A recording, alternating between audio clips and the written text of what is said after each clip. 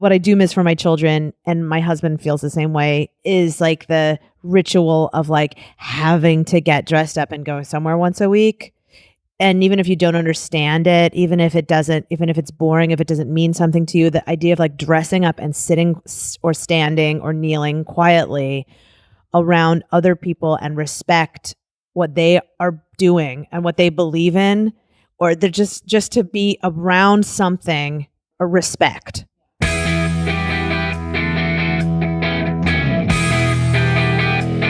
You're listening to the MILF Podcast. This is the show where we talk about motherhood and sexuality with amazing women with fascinating stories to share on the joys of being a MILF. Now here's your host, the MILFiest MILF I know, Jennifer Tracy. Hey guys, thanks so much for tuning in. This is MILF Podcast, the show where we talk about motherhood, sexuality, entrepreneurship, balancing all those things while raising children. And those are some of the topics that I've been asking some of our amazing illuminating guests about. Last week on the show, we had Blair Goldberg, who came to us via her dressing room on Broadway. She was in between shows. She's currently on Broadway starring in Kinky Boots. And that was a wonderful interview. If you haven't checked it out, please do. And this week, I'm so delighted to have on the show my friend Kathryn Hahn, who is arguably the hardest working woman in show business right now. I mean, she's just constantly working. Her range of talent is unbelievable. She can go dramatic. She can be comedic. She can be light. She can be dark. She can be trashy. She can be really classy and elegant, and all just very naturally. But we didn't really talk about her acting skills that much because this show is more about motherhood and how you balance those things. So we talked more about that, like her family life and how she does balance the fact that she works so much and she's out of town a lot. And we just had a delightful conversation. And I'm going to admit that ever since I have met Kathryn, and even maybe before, because I've known her work for a long time, I've always admired her work. I have a crush on Kathryn Hahn. And she knows it. I've told her. And it's a full-on lady crush. I have many lady crushes, as you guys might have been noticing, but this one's really special. And she has perfect skin. So that's a very superficial acknowledgement. She's beautiful. She has perfect skin. She has an incredible smile. But more than that, she's a very warm person. And she just has this way of putting you at ease and making you feel comfortable in any given situation. And this was no different. I came to her house and we got to have a lovely conversation.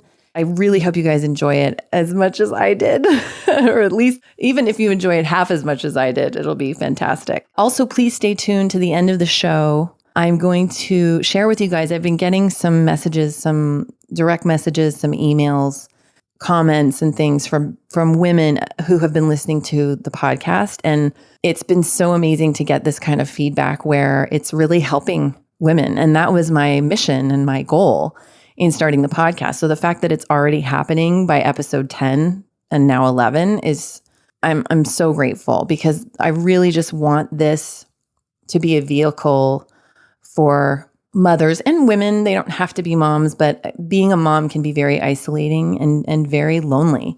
And I want this to be a place where women in the moment that they have to put their earbuds in and listen, whether it's in the car, whether it's at the gym or whatever, whether they're doing dishes, whatever that is, that they can feel like, oh, someone else went through that difficult thing that I'm going through right now.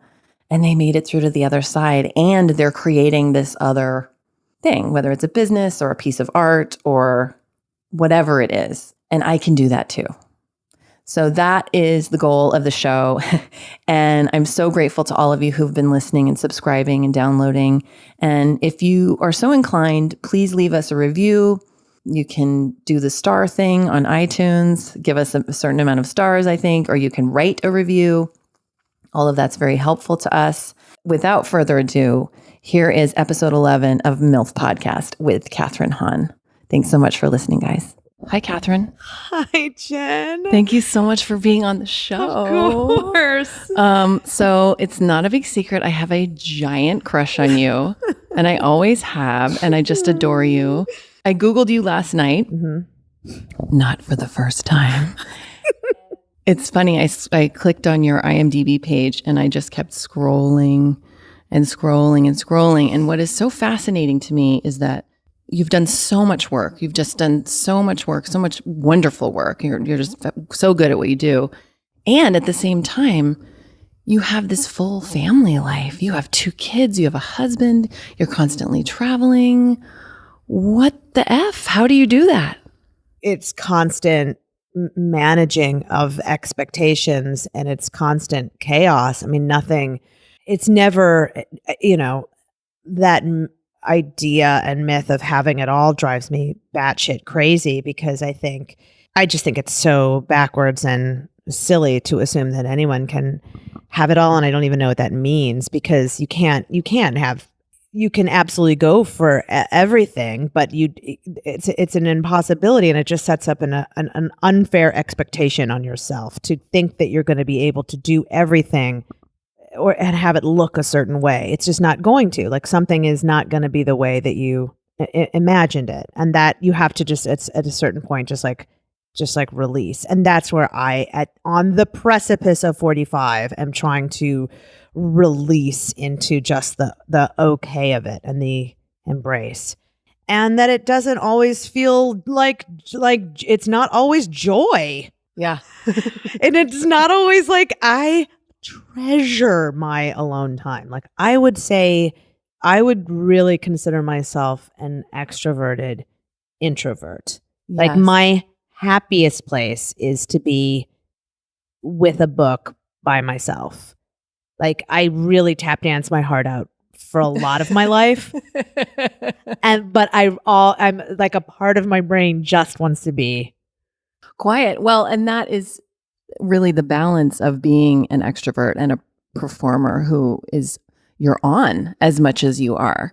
To have that balance of you have to survive. Otherwise you would just become completely depleted. Well, I guess it's kind of also like the trick of like being able to hide in plain sight. You know what I mean? Mm-hmm. You get to hide behind all that noise. Yes. So, which I'm like slow, like, again, precipice of 45. I'm like, oh, it's no wonder I'm a performer. Yeah. Did you always want to be an actor? Always. Yeah. Like since really. You were a kid? Yeah. I mean, since I was a kid. Mm-hmm. And I think it was from that, like, I just remember I would come home from school and it was like a fugue state until dinner, just like deep into pretend. Yeah. And then like right after dinner would go right back to it. Like I loved it so much. We lived kind of close to the Amish. Okay. When I say close, I mean like, a half an hour away, 40 minutes. I grew up in Cleveland Heights, and the Amish were like right outside of town. They were always like kind of within reach to me. And I was always hilariously considered like the big city cousin. And I worshipped the Amish lifestyle. Like really? What about it was so I think compelling? it was the like silo haystacks, like laying in hay, reading a book, milking a cow, doing chores, buttoning up some gingham. Like I just wanted to like Laura Ingalls Wilder it. Like Yes. There's a simplicity and like a goodness and a clarity that just spoke to me on such a acute level that it just made, and still does. Like there is something about clarity of purpose that is so beautiful to me. Yeah. It's so loud life now. And there is something about that simplicity of purpose that is like just like the simple joy of just getting through a day. Yeah. Like I don't know if you remember this as when you were a mom of a young child. Yeah. But like that, there is something what I miss. There's certain things I miss like terribly. I miss a grocery store shop with my peanut in the front. Oh yeah. Like my buddy grocery shopping when he was like in the thing. Just like he's gonna cry. And I missed that like breakfast to first nap time, like the morning, planning our morning, like and having it be just like sunshine and a little outdoor, and then putting him down and like having like just like making a snack. Like there was something about like your life becomes so tiny and so specific with a purpose that's so pure. It's just like sustaining life for this person. And then now it's just so big, but it just becomes louder. But anyway, I don't know how we got off on this topic. Amish. Well, Amish simplicity and then the singleness of purpose, sort of. So listening to you talk about your son when your son was a baby, I'm getting that you had 0 postpartum depression. No, that is so not true. Okay. Yeah. Just because the way you just described that, I was like, that is not my experience. That's when he was like a toddler. Got it. So when he was first born, did you have any postpartum? For sure. Yeah. But and I think I'm not unlike a lot of women in that I just took it on as like with like a lot of shame and a lot of like self-hatred. Yeah. Thought it was like I was the only one and then something was wrong with me and that it was not looking the way I thought it was going to look. And I was pretending and, sweating on my way to like pump station for those classes, like sobbing on the way there and sobbing on the way back because I was the only baby who was crying. Yeah. And exactly. Yeah. And he didn't like me. Yeah. Yeah. I was just convinced. Yeah. And did your birth go the way? I mean, was that all? My birth was fine. It was after that I was just like, I'm a failure. Everyone else in the world knows how to do this organically and I don't. And something's deeply wrong with me. And this baby's not going to survive if I'm his mother. Yeah. And that went on for a really long time. It did. Yeah. Like how long? Well, I mean, I was undiagnosed for 3 years. So he was 3. So it wasn't even really considered postpartum by the time I got diagnosed and got medication and got therapy. But it was so bad and it got progressively worse. Mine was mainly in the form of that at the beginning. Then it was anxiety. And I was remembering calling back to the horror film you were talking about earlier at night, because my husband had left town early on. He left town to work and I was alone for 2.5 years. And I remember it was so insane now thinking, but it was so real to me. My house, which isn't even that old, would creak at night, homes settle and whatever.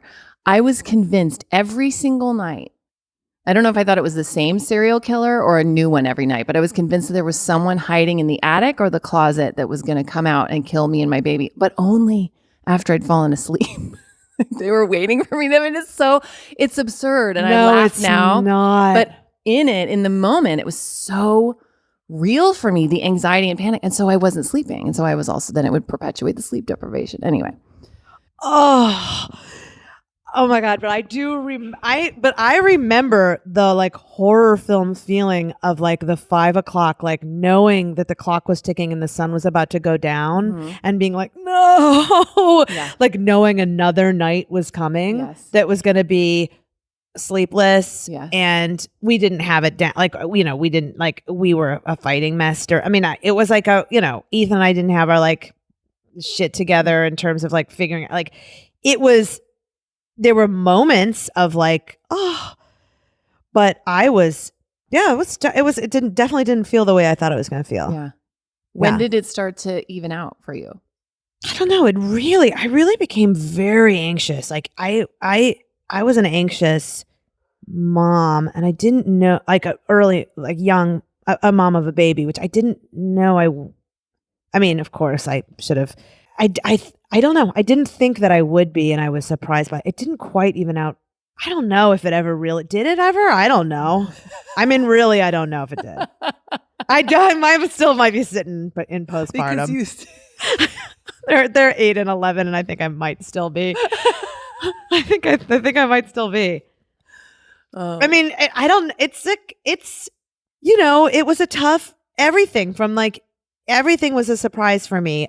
I did not, of course, in any way anticipate the like rocket ship to my heart bomb of love I was going to feel. Like that was really vulnerable for someone who had spent, at that point, 36 years trying to like being really good at like not letting anything, like being really good at being like, was that vulnerability was very hard to accept. And I'm like forever grateful for that. It was that kind of that intimacy. But yeah, I don't know. It's a trip. It really is. And then I had like a little bit of like rage. Then I had like a rage at the machine afterwards. A little bit of like, again, I being like, I was kind of feeling like I was sold a bill of goods because I wanted so badly to have the experience that the natural, like I so wanted the experience that I had been reading about. Like I read all the Ina May Gaskin, like I read all the, like I got all the stuff I was supposed to, like. You mean planning your birth? Planning the birth. And your son's birth, not your own birth, obviously. Just to to my clarify. own, right, exactly. That would be amazing. I think I might be still postpartum from my own birth. Aren't we all? We all are. Inherited trauma. That's what that horror movie is about, by the way. What's the name of the horror Hereditary. movie? Oh, Hereditary. Okay. So I can't do horror No, films. this movie was so it was like, whoa. It was, I mean, I watched a third of it through my hands. Oh, basically. wow. Oh, wow. I mean, and then the rest of it just didn't watch. I'm saying like I couldn't. Yeah. But it was. Yeah.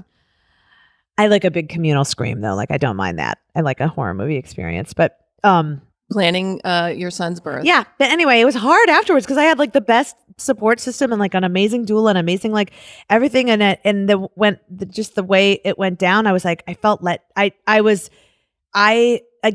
felt like I had let myself and all this community. I was a bummer. It was a real. I was heartbroken. The birth didn't go the way you had planned. Oh, yeah. What happened? It was just like one of those like. Well, the first time around, it was like one of those. I think it was a classic. Like my water was low. I was late. I was convinced to be induced, and then it was like just like the classic like induction, Pitocin, C-section. Yeah. And then the second time around, I really wanted a VBAC, and it didn't. And we planned for it, and it didn't happen. But that was okay. But it was like anyway. That was a amazing, dramatic story out of town. My water broke out of town for May. Oh my God, Jen. Yeah, she wasn't born here. No, she's in Philly. It's really intense. What happened? Oh, my water broke in a hotel room like 3 days. I was doing a movie, and it was like, yeah. Where was Ethan? He was there, thank God, and Leonard was there, thank God. And my best friend lives in Philly, thank God. So she was able to come and like be with Leonard, and then kind of act as our like de facto doula. It was so crazy, and she was like considered late preterm, and so she had to be in the NICU for a couple days. She was okay, thank God. But it was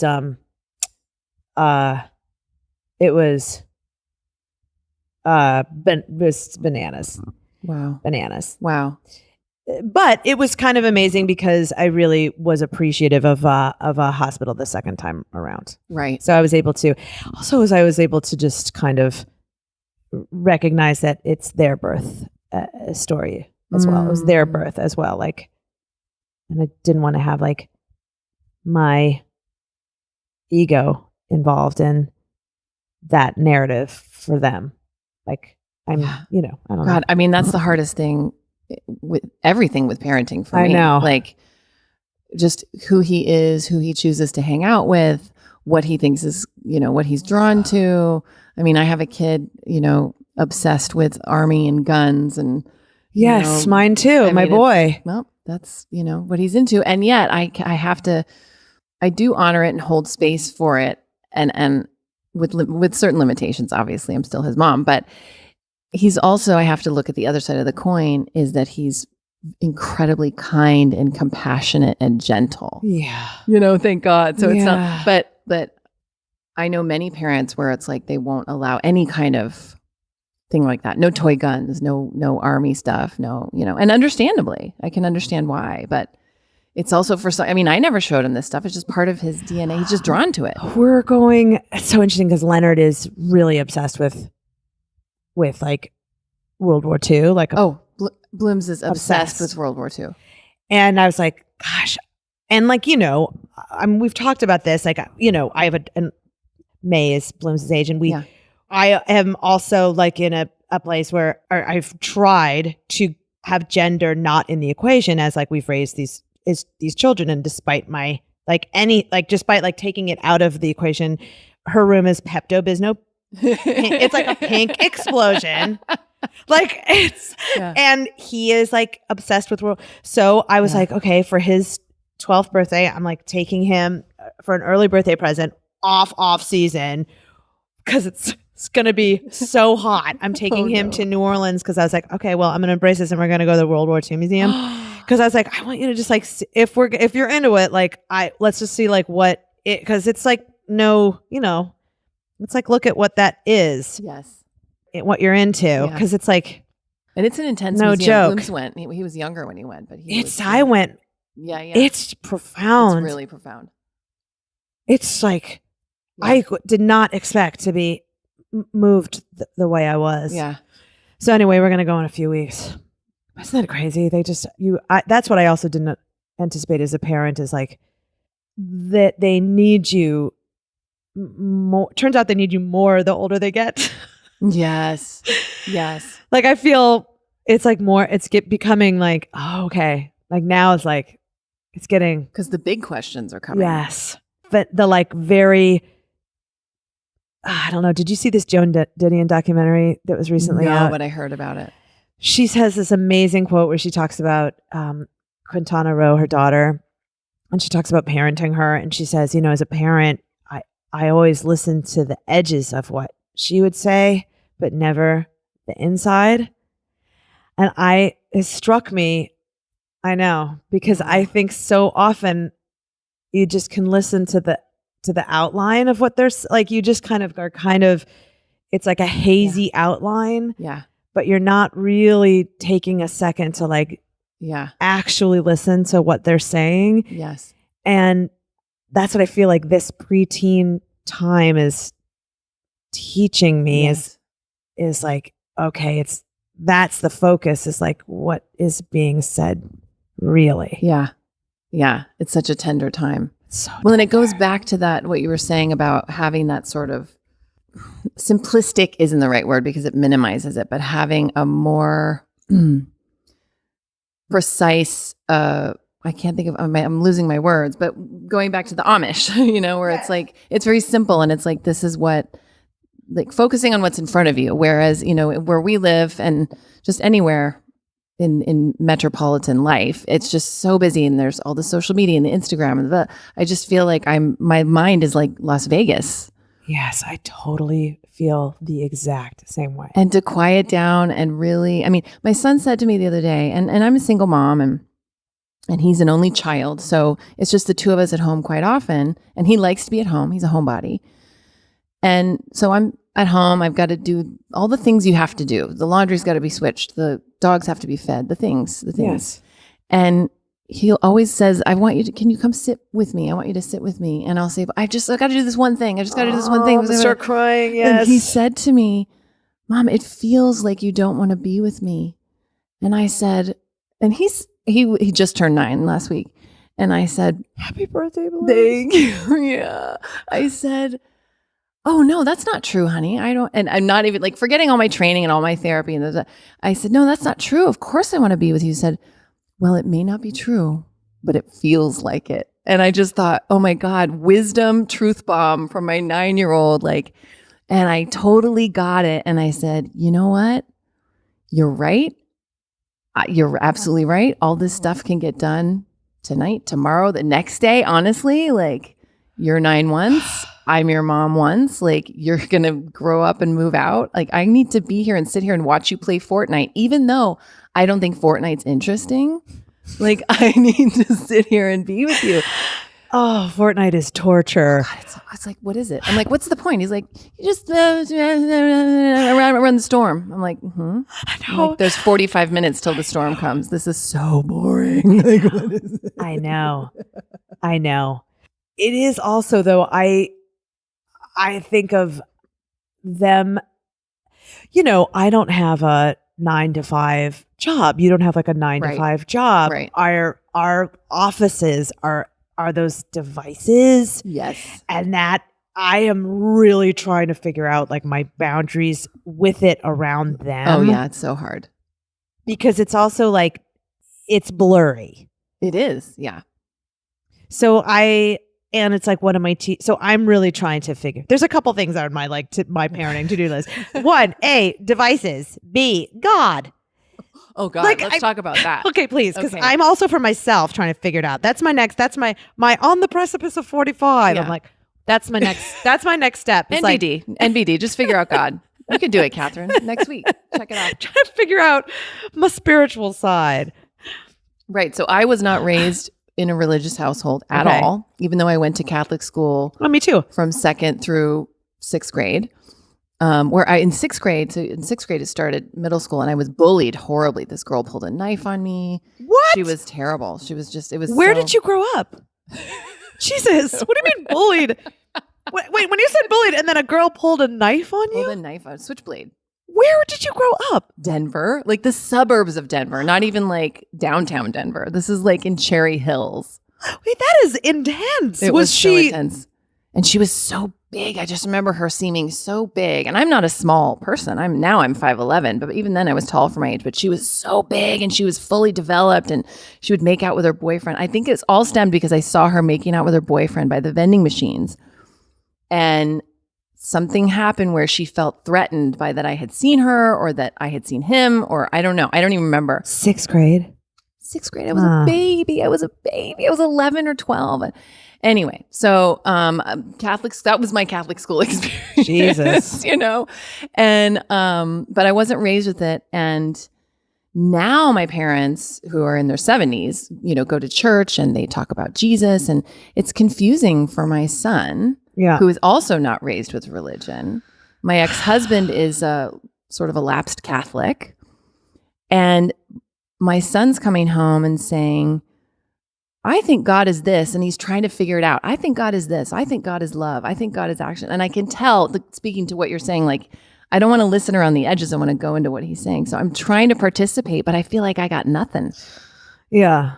In a way. I mean, I know I have my own experience, but Totally. I'm flying solo on this. Yeah, I know. What's happening with you guys? Well, you know, my husband was raised Jewish. I was raised Catholic. I was Catholic school all the way up through high school. I, you know, have not practiced.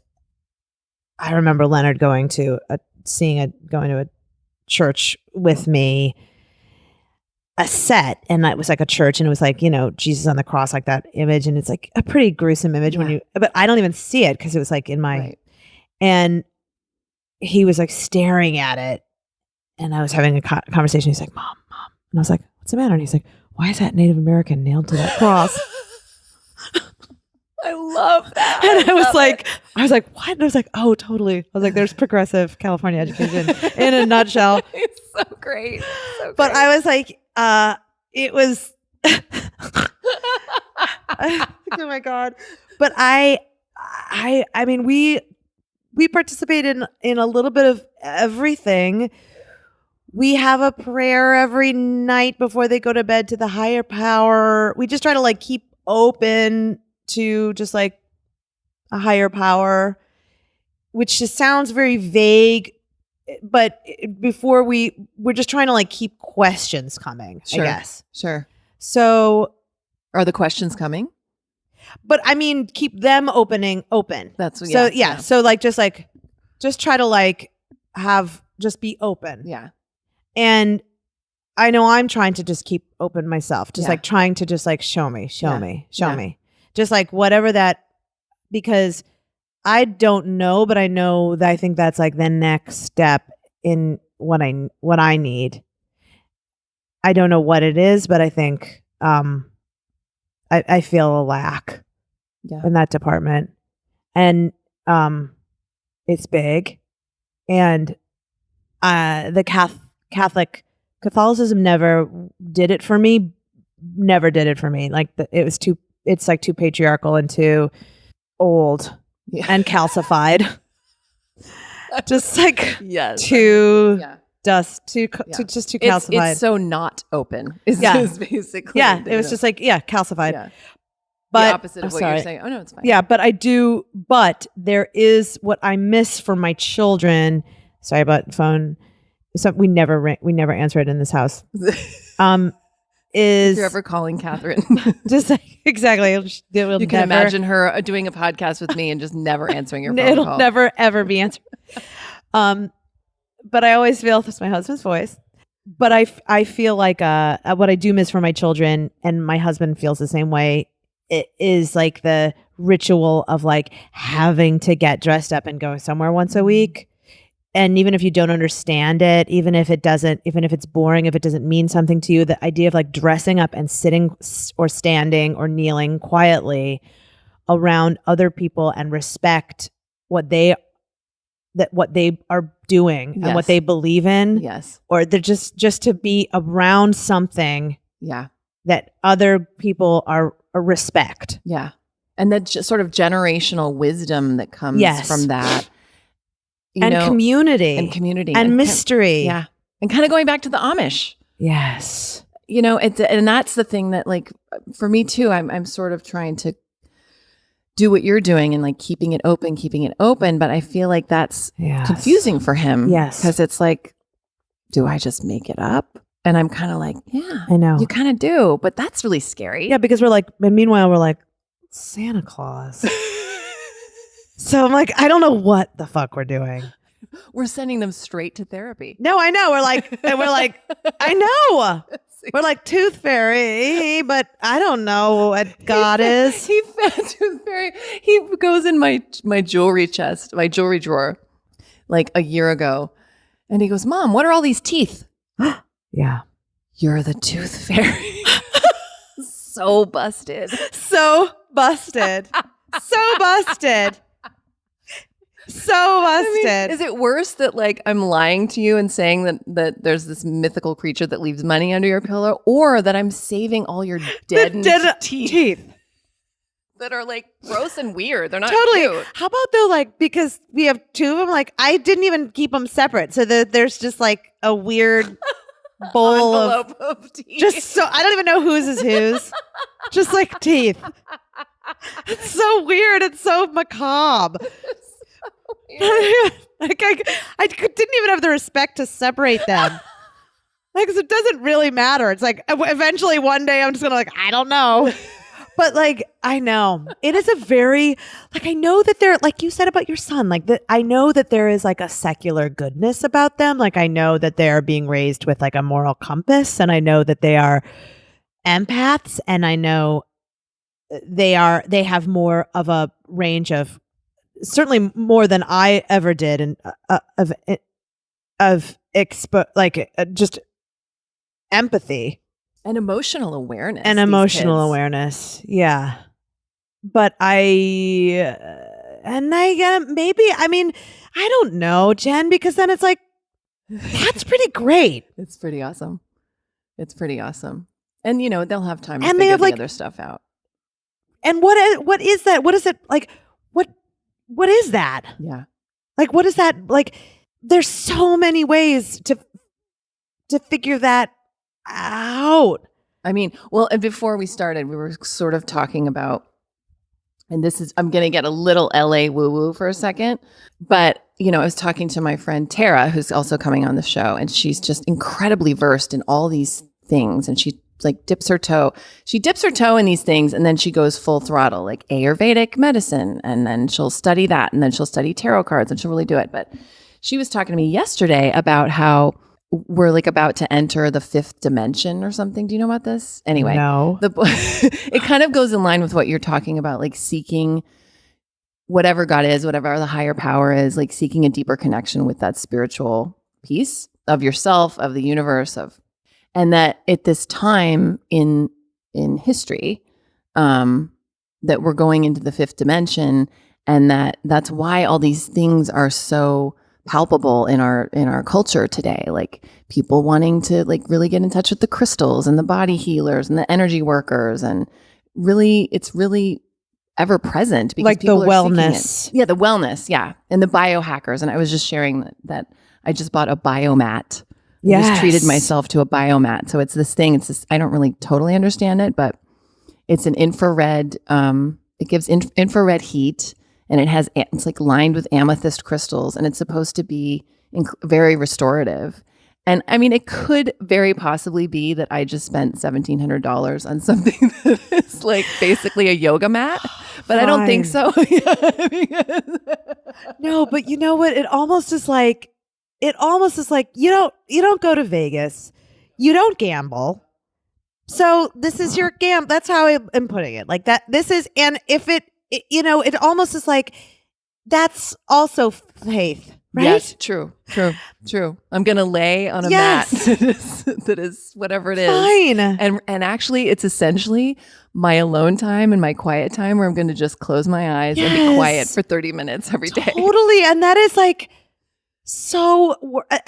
there is nothing anywhere that is anything wrong with with like laying on a bed of crystals. Yes. Only good.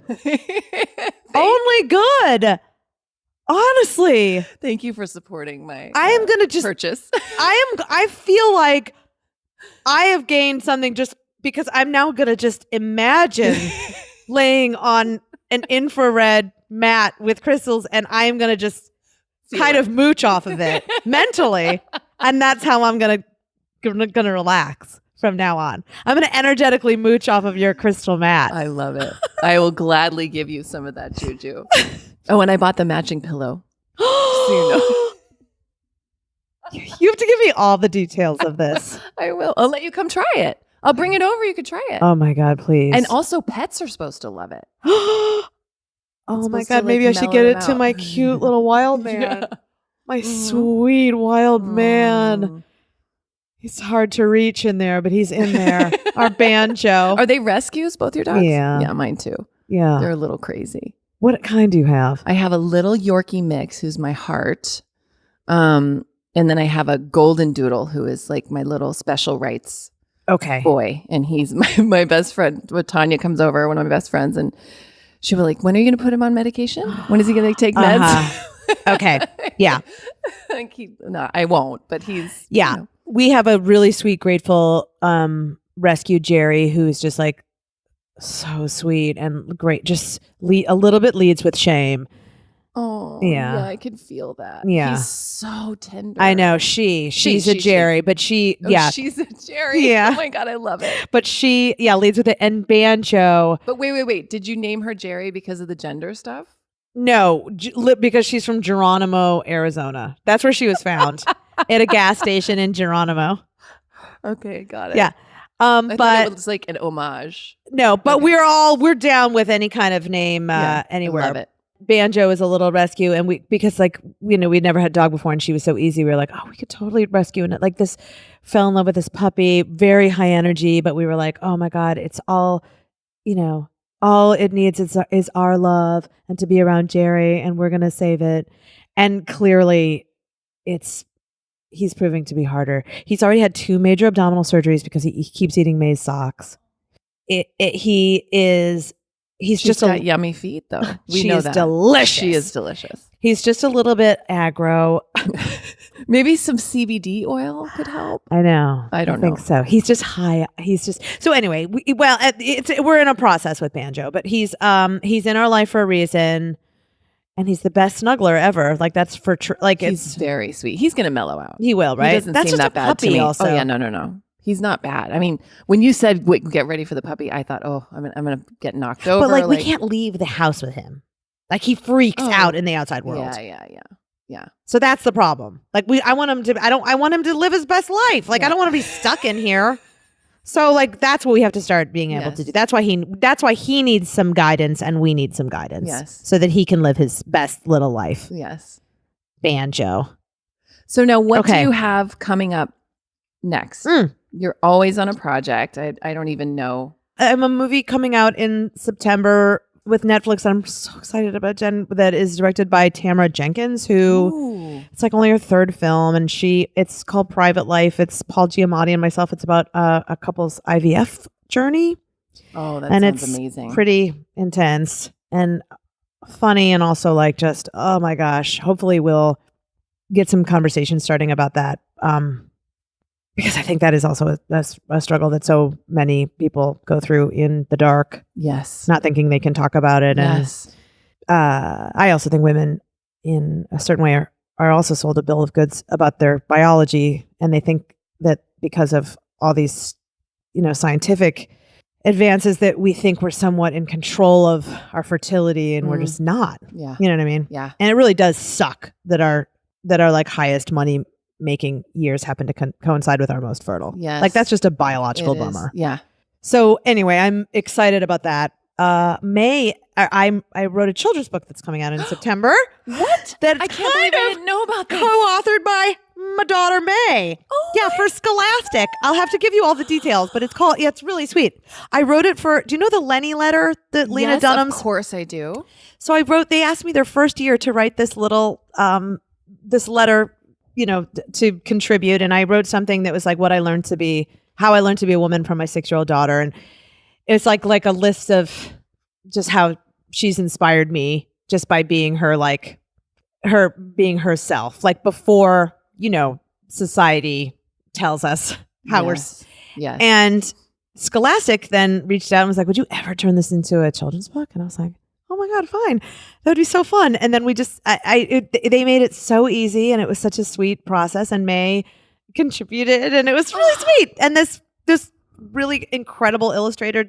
So anyway, it was such an easy process, and I still can't believe it's happening. And I'll absolutely let you know. Please, we when it happens, because this show will probably be airing in September, so it'll be. Oh my God, that would timing. be incredible! Yeah, it's really, really. What's the name of the book? It's called My Wish for You, and it's really, really, really, really, really sweet. I think it's a really awesome, incredible book for young people. I love it. Yeah. Wow. We'll see. I know, unexpected. I'm kind of like, what?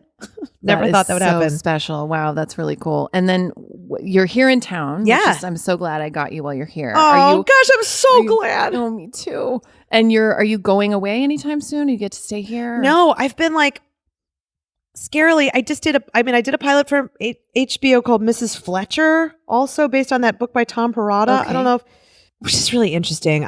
We don't know what's happening with it yet, but the book is really. Do you know Tom? That he wrote. I've heard of it. Yeah, he wrote The Leftovers and Little Children. Of course, yeah. But it's like a dual coming of age about a single mom and her son, and he's going away to college, and it's like ideas of consent. Basically, he grew up with. I mean, it's a little intense, but his relationship to online porn and dating in college, and ideas of consent and what sex looks like, this weird new world that we live in terms of sex for this generation and sex ed. I mean, it's so crazy, the free porn online and what that's doing to sexuality. Yes. And then her kind of coming of age through discovering this porn online as well. So it's interesting. Awesome. I know. We'll see. But that wouldn't happen until the fall if it happens. So, and is it shot here? It would be. I hope. I don't know. It's just a bummer. So I have to cross that bridge. But again, these series are great because they're only movie slots. It's not it'd only be a couple months and then come back and forth. That's tolerable. Yeah, I could never do I can't. I don't know how people do that. Though, I could do a week and a half. Live tops. long distance. Yeah, people do it. I know. It's crazy. Can't. What's your limit? What's your limit without not seeing the kids and Ethan? I think about our military, how I don't know, and I might want to just Yeah. No. Just I don't know how to even thank anybody that would be able to just I can do. I have done. I think the longest I have done is 2 weeks, and that was hard. Yeah. And just, I should also say, your husband is so lovely. I am crazy blessed that I have he's lovely, and he's a great parent, and he pulls up the slack. Yeah, absolutely. He's just really great. And he works full time too. Mm-hmm. I mean, he's in the business, so it's cyclical too, but he's just always very kind, and he always he looks everyone in the eye and says hi. And he's very deliberate and very connected, and it's rare, and he's very present, and I think you guys are great. We've been together long. You guys met in college? Yeah. Wow. Yes. You're college sweethearts? College sweethearts. 25 fucking years ago. How do you keep it alive? How do you keep it fresh? I mean, just a lot of online porn. Yeah. Easy. Done. Yep. A lot of porn and a lot of, Couple extra dildos in the just drawer. right, exactly. A lot of ecstasy. We're talking about the drug form, not literal, just living in ecstasy.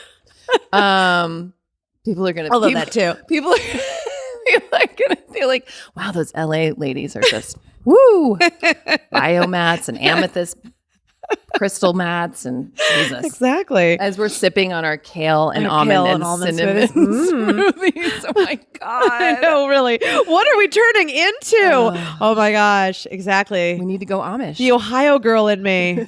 It's like, where's my bag of Lay's chips? Oh, yum. Exactly. Nothing wrong with that. Nothing wrong with that. So we have come to the end. I know it flew right by, didn't it? Exactly. At the end of every show, I ask every guest 3 questions. Great. And then I go into a lightning round of questions. So excited. I love these. So I'm going to ask you the 3 questions first. Okay. What do you think about when you hear the word MILF? Porn. You're so decided about that. Totally. Yeah. Well, it's a male coined phrase. Yeah. What's something you've changed your mind about recently? Clairvoyance. Tell me more. Are you? No, but I was always I'm a real skeptic and I'm a real skeptic. And recently I was like, I don't know. Yeah. Well, I mean, who's to say? Yeah. How do you define success? God, inner peace. Let me know when you find it. Let me know. Please. What does that even mean? Okay. Lightning round. Okay. Beach or mountains? Mountains. Favorite junk food? Lay's potato chips. Go to the movies or go to a play? Play. Daytime sex or nighttime sex? Nighttime. Texting or talking? Talking. Cat person or dog person? Dog. Have you ever worn socks with sandals? Yes. Shower or bathtub? Bathtub. Cake or pie? Pie. On a scale of 1 to 10, how good are you at rollerblading? I mean, 2. Oh, that's not bad. If 10 is great. Okay. Well, you can stand up though, at least. I could stand up. Okay. Yes. I don't know if I could anymore. I bet you could do pirouettes. Stop. Yes, you can. If you could push a button and it would make everyone in the world 7% happier, but it would also place a worldwide ban on all hairstyling products, would you push it? Yes.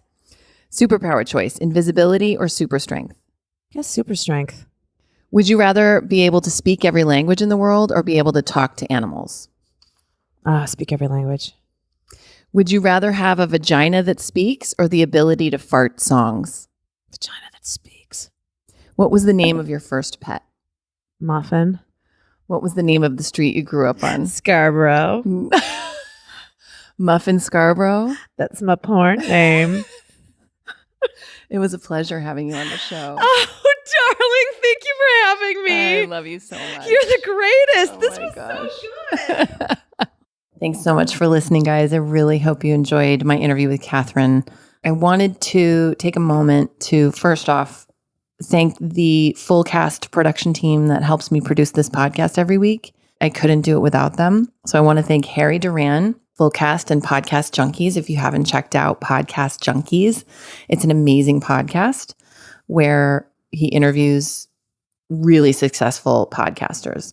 I haven't been invited to be a guest yet because I'm only on episode 11, but I'm sure I will be someday. And Sarah is our project manager. She works tirelessly to produce these things and put them together.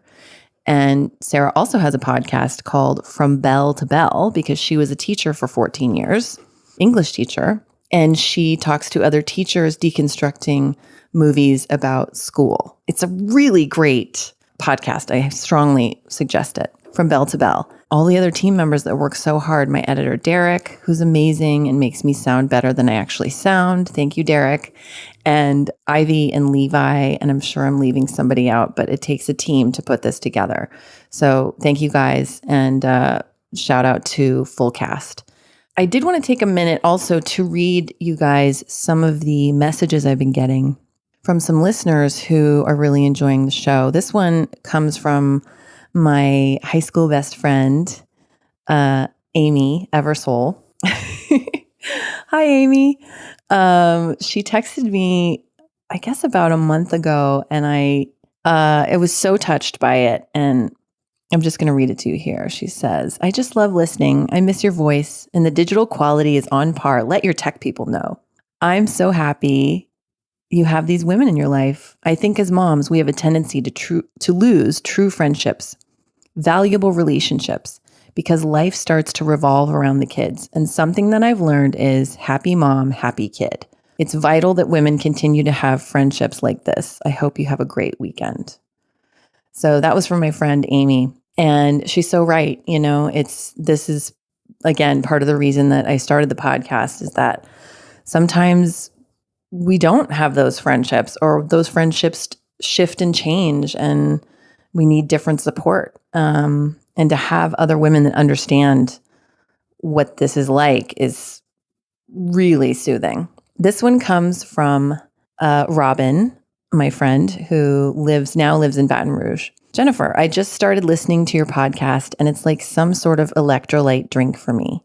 I have a 3.5-year-old and a 2-year-old at age 49. Gah! She wrote, gah! I didn't say that. She wrote it. At the moment, so I'm completely in the weeds, and to hear such real talk about the truth of motherhood is balm to my soul. Thank you so much for putting this out there. Hope you are well. It was really amazing. And Robin is also an extremely successful author. Oh, here was another one from a friend, Erica, who listened to Sabrina's episode 1. She sent a picture of this. I should post this on my Instagram. Some doodles while listening to your podcast. Great discussion, ladies. I just went through a miscarriage and really appreciated your openness about that experience. And that's again, it's just so amazing to see this is affecting and helping women. One last one. This is another friend named Amy. I've been listening to your podcast on the rare moments I make it to the gym. It's giving me life. I'm just coming out of the intense isolation of infancy. Her son is 17 months and definitely had some moms to talk to during it all. But listening to the podcast is helping and giving me my sense of humor back too. Thanks, Amy. And that just means a lot. So if you guys would like to also write to me, you can. I love hearing from you. And let me know what you think about the show and if it's helping or something that you'd like to hear on the show. That's it. I'm just so grateful. And join me next week. I have Ellie Johnson from Sydney, Australia, and she is a truth expert. And we had a wonderful conversation. I can't wait for that episode to go up. So thanks again for listening, you guys. I really appreciate each and every one of you, and I hope you have a wonderful week, and I'll talk to you next week.